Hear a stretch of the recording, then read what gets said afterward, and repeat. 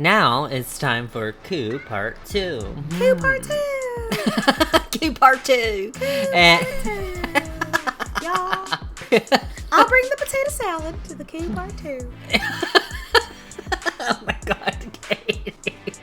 So I'm gonna have to compose myself. If you could, that would be great. We've kind of got this show. I'm gonna need you to bring the potato salad to the Coup Part 2. Coup Part 2! I can't. This will stay in for Patreon.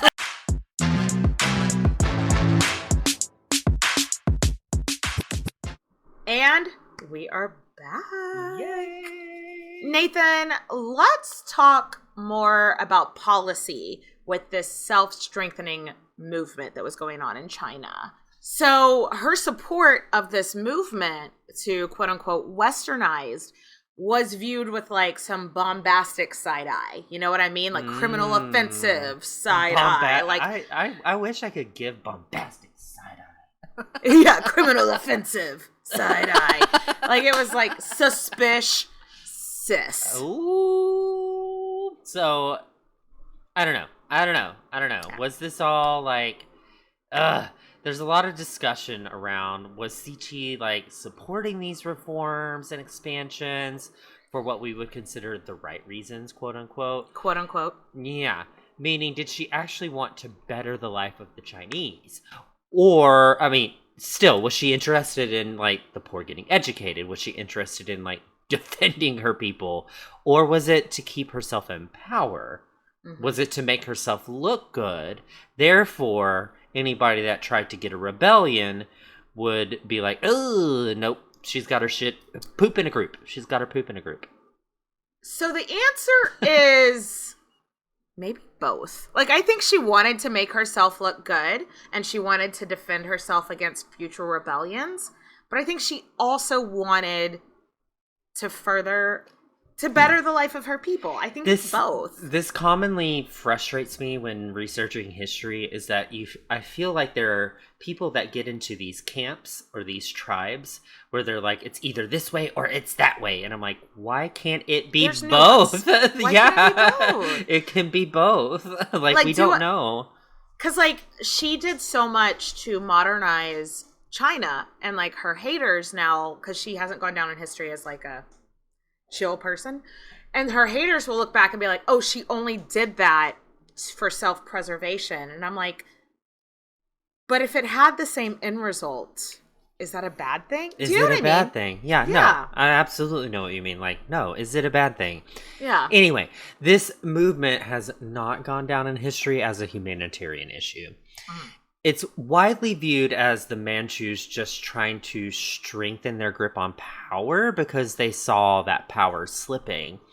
But even if intentions weren't great, if it still meant an easier or better life for the people, does it really fucking matter? Wow. Okay, so we do not have time for that existential crisis rabbit hole. Because you know what? We got a wedding to throw. Yay! The year is 1872. Cixi is 37. Her son is about 16.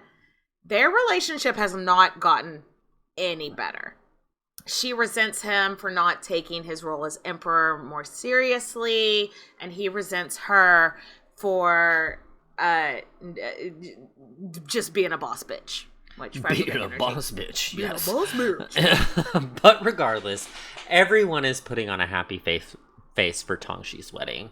And as a part of the wedding contract, it is stated that the regency would be dissolved 1 year after the wedding. So the couple was married, and a year later, it's time for Cixi to retire. Spoiler alert, it doesn't stick. Yes, so the story goes that Cixi hated the new empress. Not that the new empress Alut had done anything. She's just a mother-in-law. Mother-in-law from hell is the way that they paint Cixi in this. Because Alut was like 13. She was an obedient, polite girl. But do you remember how Cixi, those regents in episode 1, how she forced 3 of them to take their own lives? Yeah. One of those was Alut's grandfather.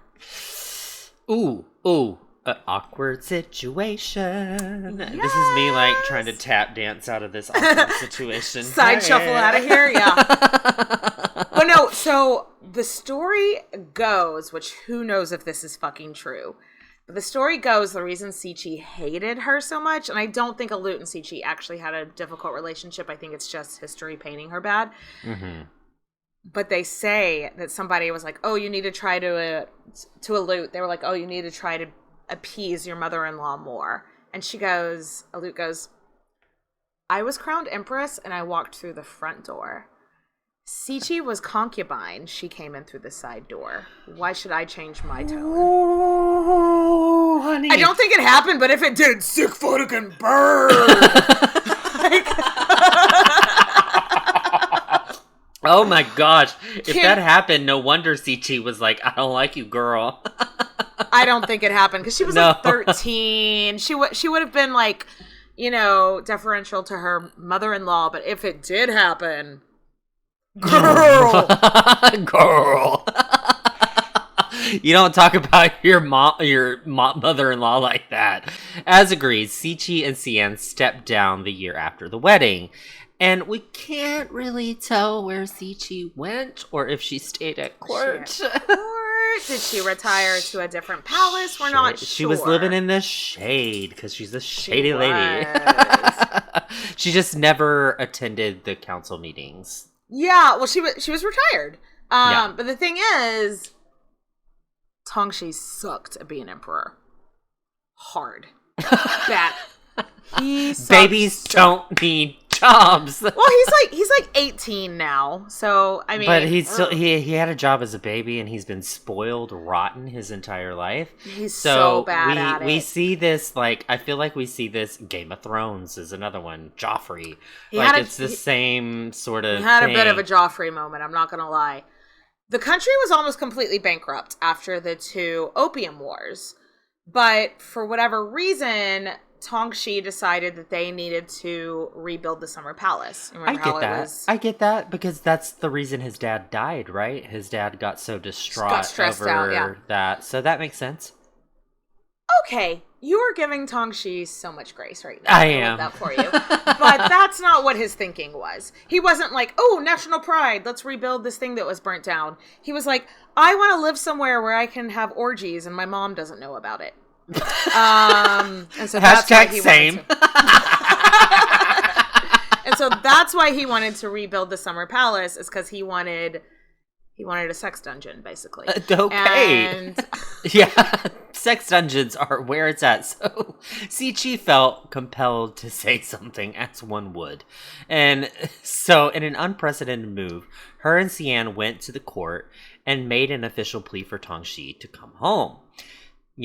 Stop spending money that we don't have. Well, we don't have anyway. You're the emperor. Fucking act like it. Yeah. That's the gist of the story. That was a direct quote, actually, I believe. Oh, it was. The emperor, fucking act like it. I'm pretty sure a couple of our mothers have said that to their king sons. Yes. And the emperor was furious. Tongxi was so pissed off that his moms did this, but it kind of doesn't matter because he's dead like the next day. Wait, what? Yeah, he died really suddenly, very young. The official court statement was that he had smallpox, but a lot of historians think that he may have had, wait for it, syphilis.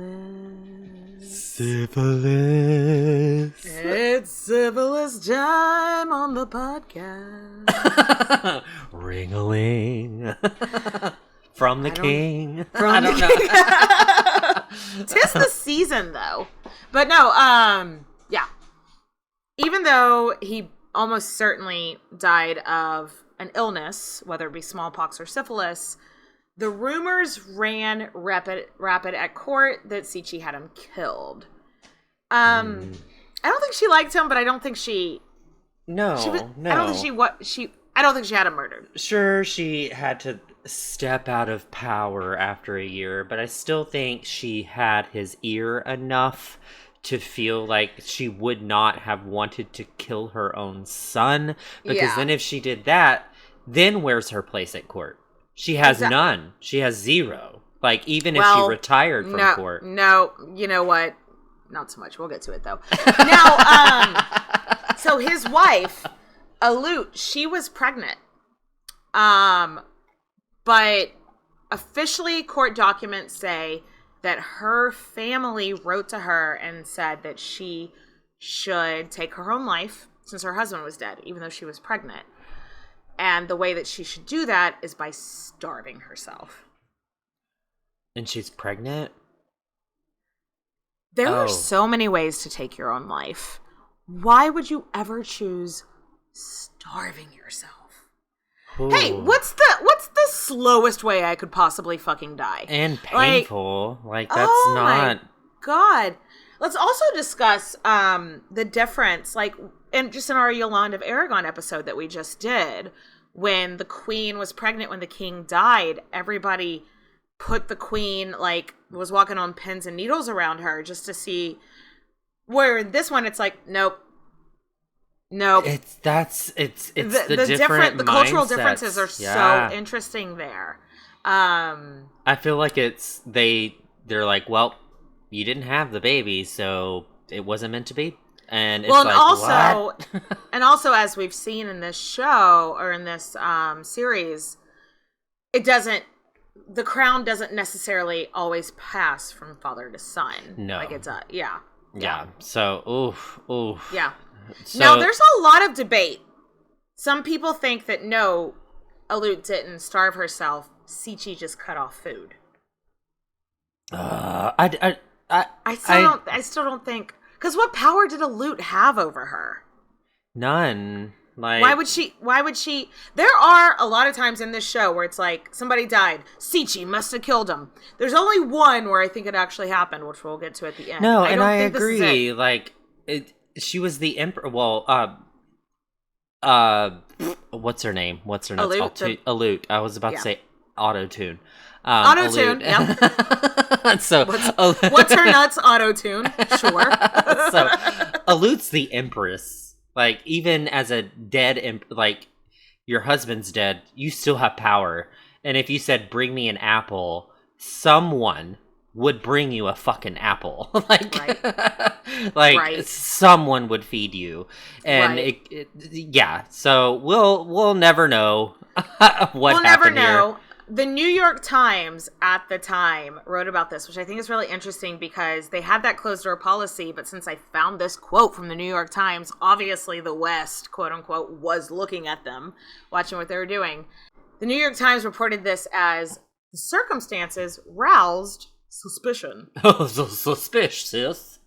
I bet it fucking did. I mean... That's when the New York Times said, this is suspicious. This is suspicious. But there's no heir appointed. Guys, we pick an heir. If there's one thing you learn, is like the moment that you become emperor, appoint an heir. Just even if you change your mind later, you can do it as long as you're alive. More advice on being king. Like, pick a fucking heir. Like, Katie just had a meltdown. Well, it'd be one thing if this story was from like the year 900, but it's from the 1800s.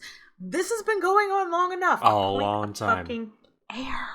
But the late emperor hadn't appointed an heir, and so guess who it fell on to choose the next heir or emperor?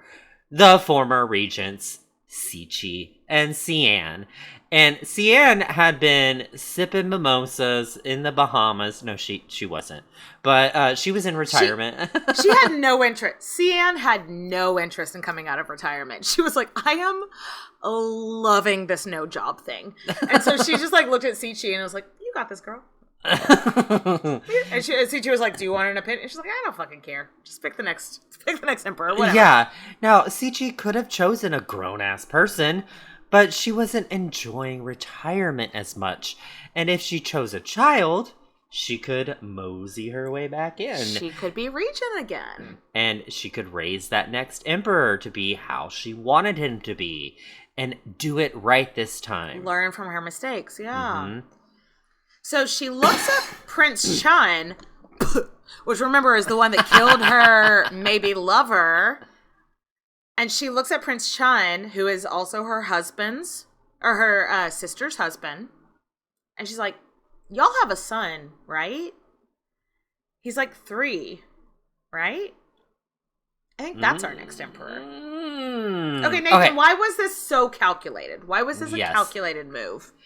Because to our Western lens, Chun would be excited to have his son be the next emperor, right? Like, most people be like, oh my god, you chose my son to be king? Oh wow, thank you. But let's look at some context here.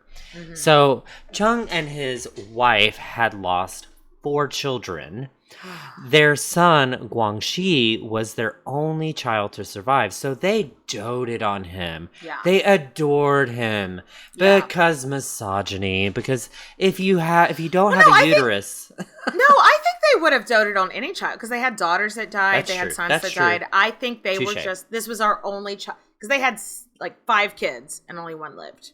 Mm-hmm. So we have no reference. I appreciate you jumping to misogyny because that's usually the answer. But in this one, I'm not sure if misogyny was necessarily the answer. I think it was just like, it was our only kid that survived. And also, when an empress adopts a child, like we talked about with like the Roman Empire and shit like that, the biological parents lose all rights to the kid. Mm-hmm. They have no custodial rights. So they can't see them when they want to, and they have they're now completely at Cixi's will if she treats that child poorly or not. Oh. Right. And remember, Chun killed her best friend / lover. So. And now it's like, I'm in control of your son by making him emperor. Fuck around and find out. It is not a fuck around and find out situation any parent wants to be in. No. So absolutely now not. So just from that standpoint of like, I have control of your child and how the rest of his life is going to go, tells his father, do not fuck with me, you know? Ooh. So that's number 1. Fuck around and find out. Secondly, typically, emperors' fathers were dead. The normal way to become an emperor was to be the son of an emperor, and your dad ends up dying. There hadn't been an emperor with a living father in over 200 years. And this is a very superstitious culture. So if Cixi said the emperor can't have a living father, she could get Chun executed without any questions asked. Yeah. So Prince Chun did what I do when placed in a difficult situation, and it was cry.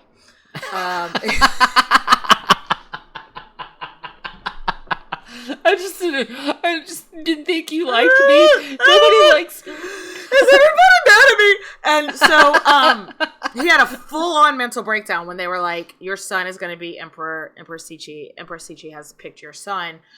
He just had a full-on mental breakdown. And then after he picked himself up from having the mental breakdown, he turned himself into Cixi's most trusted advisor for the rest of her life. So that's how you turn a bitch. And that's how you do revenge, motherfuckers! Oh my god, Katie is full of gold today.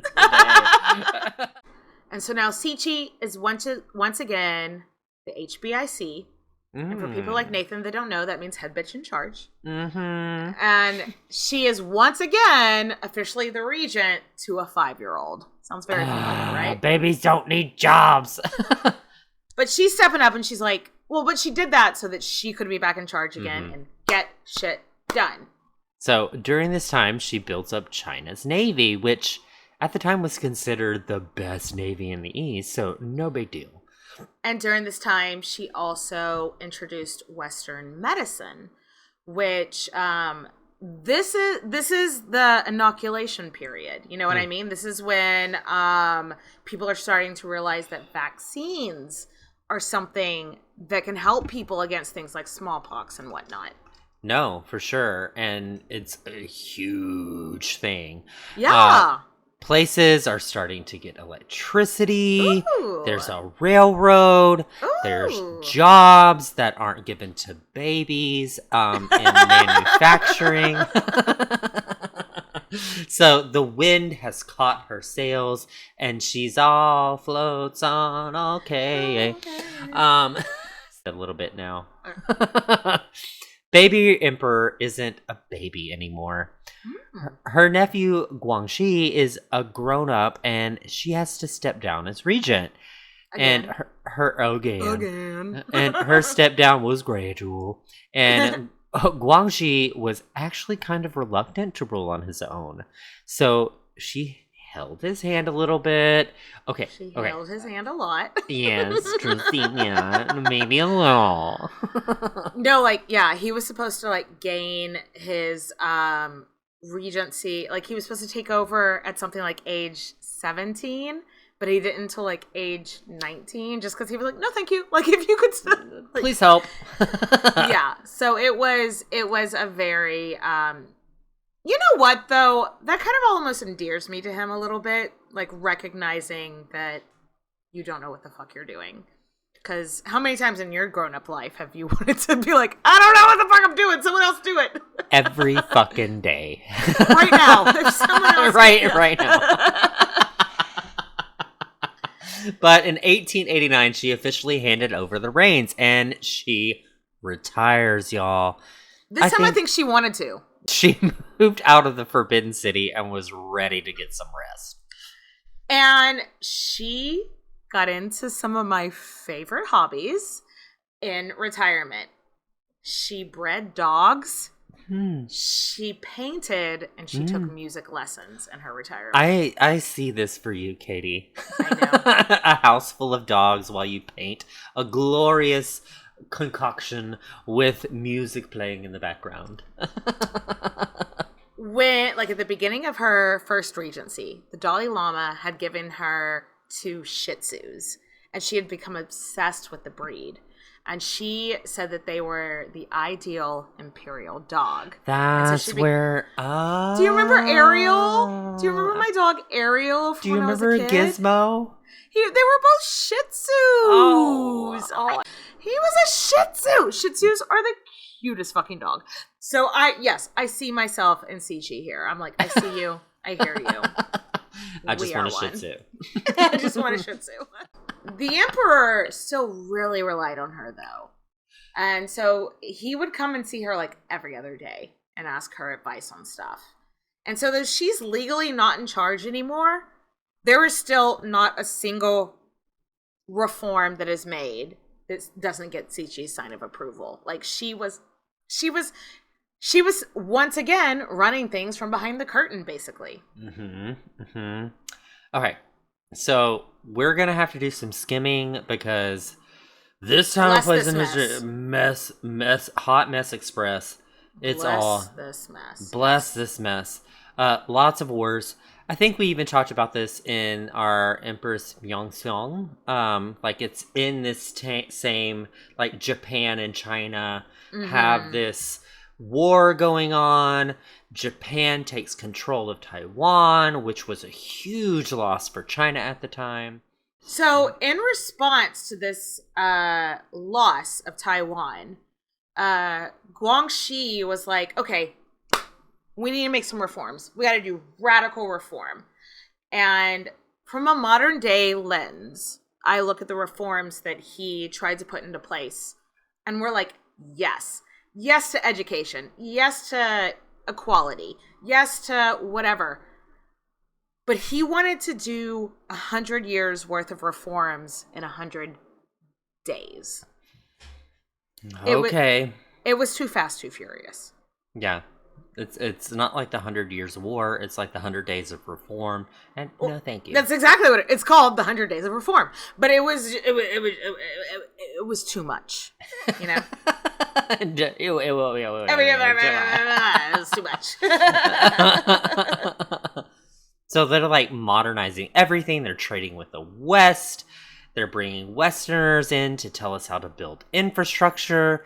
He's like, okay, who has the best navy? England? England, come here and show us how to do navy. So we're sending our kids to school in France and Germany and Japan. They're adopting a constitutional monarchy. All of this in just 100 days. And look, I agree with all of the reforms, but I also, it was too much. It was too much, fast. too quick. Yeah. And Cixi was just like, whoa. And I think she agreed with all of these reforms too. Because remember, she was trying to like modernize China as well. But I think it was just, she was like, ugh, it's too much. Though, one thing, and we'll get to it right towards the end, like one of the last things she did before she died, the one thing that she latched onto is like, he was like, and we're making foot binding illegally. And she was like, no, yeah, that one. Yeah, let's make that illegal. Do you know what foot binding is? Don't Google it. It's not great, but I think you can, it's not the proper way of bondage. It is an improper way of bondage that was against the consent of all of the women at the time because it was very painful. So some people will look at that though and be like, because she was of the Manchu group, and that was from the Han group, which were like the majority, but like the lower third majority or whatever. And so people will be like, oh, you were trying to take away their culture, and I'm like, or maybe she just didn't. Like all these poor babies that didn't consent to it, having their feet broken. You know, it's just not a far stretch there. Anyway, that was the only thing in all the things that he tried to pass in 100 days that she was like, let's keep that one. But I think she agreed with all of them, but it was just the speed at which he was going. Do you know what I mean? He was manic in his decision. And so now it's time for coup part 2. Coup part 2. Coup part 2. And y'all. The military. I'll bring the potato salad to the coup part 2. Oh my God, Katie. So I'm gonna have to compose myself. If you could, that would be great. We've kind of got this show. I'm gonna need you to bring the potato salad to the coup part 2. Coup part 2. I can't. This will stay in for Patreon. So, the military was still on Cixi's side, and everyone knew she was the one with the experience. The know-how. But what you need to know is that poor baby Guangxi, he had to be taken down. And he was put into house arrest. And now Cixi is regent. Again.